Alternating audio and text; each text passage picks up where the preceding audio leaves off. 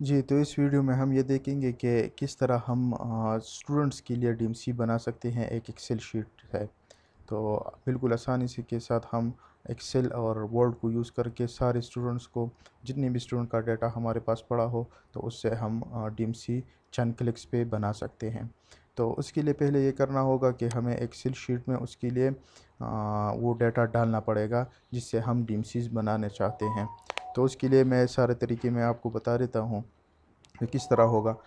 आप कोई किसी आपके अपने रिक्वायरमेंट के मुताबिक से आप डाटा डाल सकते हैं। जिस तरह रोल नंबर हो गया, मैंने नेम डाल दिया, और इसी तरह मैं फादर नेम डाल देता हूँ।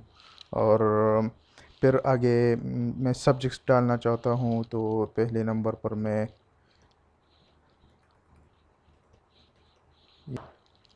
अच्छा, तो ये सारे सब्जेक्ट्स मैंने डाल दिए। आप अपने स्कूल के हिसाब से या क्लास के हिसाब से ये सब्जेक्ट्स डाल सकते हैं। इसके बाद यहाँ पर मैं जो टोटल मार्क्स है वो डाल रहा हूँ। तो जितनी भी टोटल मार्क्स है वो यहाँ पर शो होंगे, और इसी तरह हम अपटेंड मार्क्स, तो अपटेंड मार्क्स में हम कोई फार्मूला लगाएंगे जिससे ये सारे मार्क्स ऑटोमेटिक कैलकुलेट हो जाए। ये एक्सेल शीट एक बार बनाना पड़ता है, उसके बाद आप उसमें आराम से डाटा डाल सकते हैं। तो अब 10 मार्क्स को कैलकुलेट करने के लिए मैं सम का फार्मूला यूज़ करता हूँ, सम, और यहाँ से लेके यहाँ तक सारे को सम करना है। तो इसी तरह यहाँ पर सम का फार्मूला आ गया। इसके बाद मैं परसेंटेज भी डाल सकता हूँ। सही है। परसेंटेज के लिए फार्मूला क्या होगा, जितनी भी अब 10 मार्क्स है divided by total marks and multiplied by 100। और तो इससे मिसाल के तौर पर अब 10 मार्क्स 700 है, तो अब 10 मार्क्स चूँकि ज़ीरो है तो इसलिए परसेंटेज भी ज़ीरो आ रहा है। तो हम जब यहाँ पर डाटा डाल देंगे तो यहाँ पर परसेंटेज शो होगा। इसके बाद हम पोजीशन के क्लास में कौन सी पोजीशन है, तो उसके लिए हम फार्मूला यूज़ कर सकते हैं रैंक का। तो रैंक हो गया, और उसके बाद हम कहेंगे कि ये वाला बंदा जो जिन्होंने इतने मार्क्स ऑब्टेन की है, इसको इस सारे लिस्ट में, मिसाल के तौर पर मेरा लिस्ट यहाँ तक है, तो उसे आप सेलेक्ट कर सकते हैं और सेलेक्ट कर ले, तो वो आपको कहेंगे कि उसका रैंक नंबर 1 है। तो इसी तरह पोजीशन भी शो हो जाएगा। तो ये चीज़ें हम कर सकते हैं इसमें। इसके बाद आप ग्रेड या वगैरह जो भी करना चाहें वो आप कर सकते हैं। तो इसमें मैं थोड़ा डमी डेटा डाल देता हूँ। अच्छा, अब देख लें, यहाँ पर मैंने डमी डेटा डाल दिया, लेकिन आप अगर नोट कर रहे हैं तो यहाँ पर अब 10 मार्क्स एक ही रो के लिए आ रहे हैं।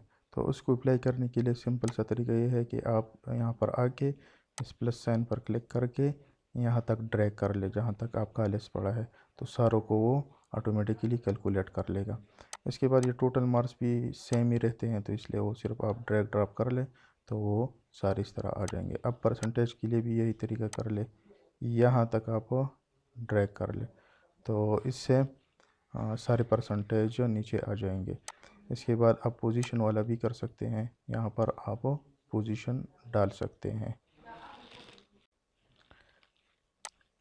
लेकिन यहाँ पर आप देख ले तो रैंक सही नहीं आ रहा, क्योंकि देखो पोजीशन नंबर 1 75 नंबर, यहाँ पर पोजीशन नंबर 1 81 पर है। इसकी वजह यह है कि हमने यहाँ पर रिलेटिव पोजीशनिंग नहीं की है।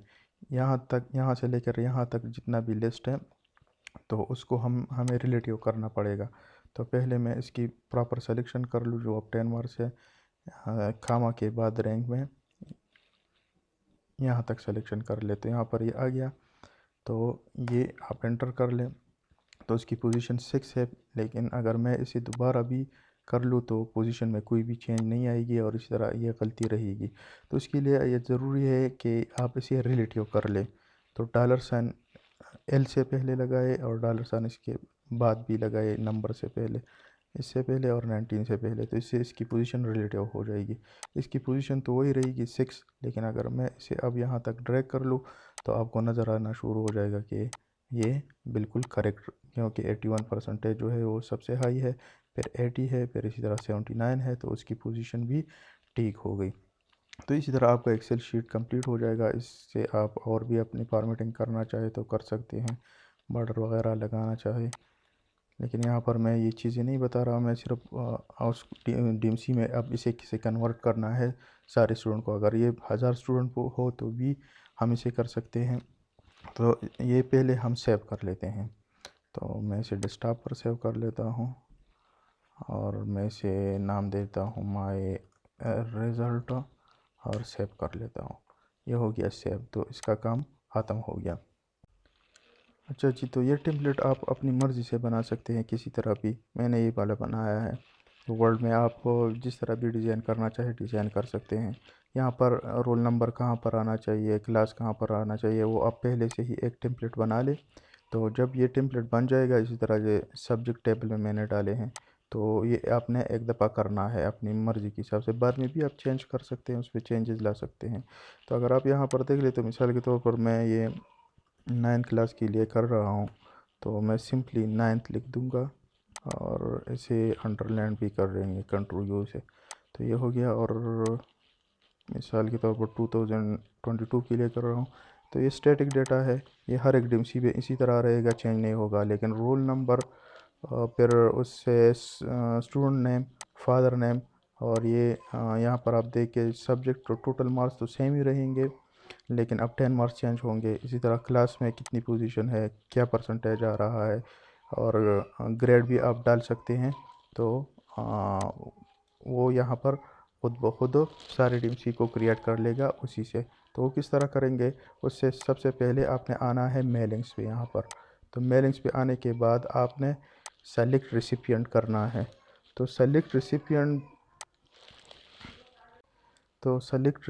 पे आपने क्लिक करना है और यूज़ एग्जिस्टिंग लिस्ट।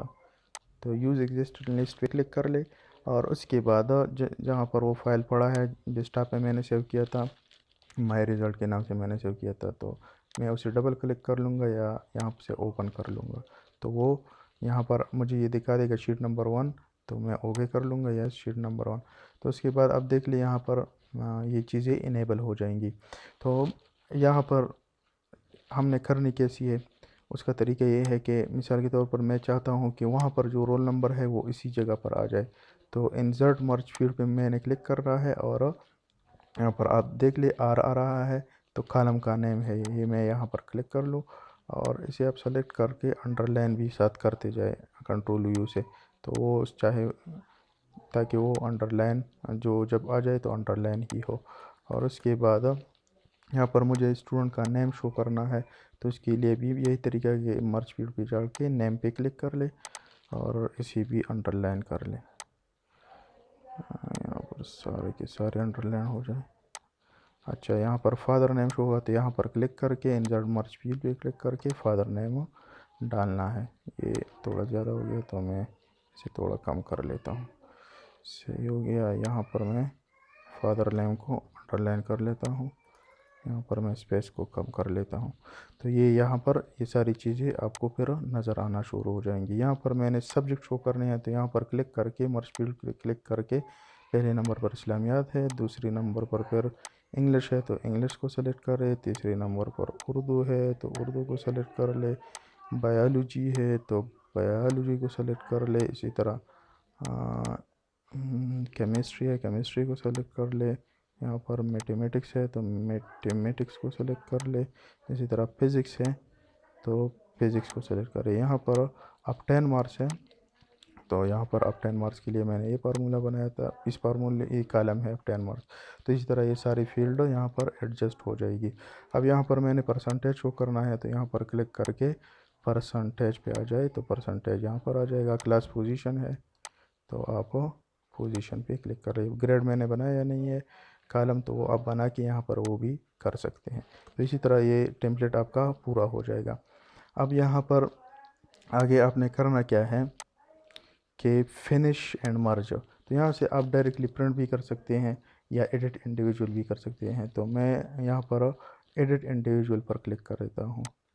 तो आप आल कर सकते हैं या प्रमुख समझ, तो आल करके ओके कर ले। तो थोड़ी देर इंतज़ार के बाद आप यहाँ पर देखें रोल नंबर 1 है, नेम नंबर 1 है, फादर 1 है, और इसी तरह उसके सारे मार्क्स, टोटल मार्क्स, उसका परसेंटेज, और उसके साथ उसकी क्लास पोजीशन। देखो ये ये 3 नंबर है, ये 4 नंबर है, देखो यहाँ पर। तो सारे जितने भी रोज़ थे मेरे पास, तो वो सारे यहाँ पर आ गए हैं। तो आप इसे प्रिंट भी कर सकते हैं, जैसे पीडीएफ भी सेव कर सकते हैं। अगर ये 1000 स्टूडेंट भी होते तो यही तरीका है, उसी तरीके से हम कर सकते हैं। ठीक है, अल्लाह हाफिज़।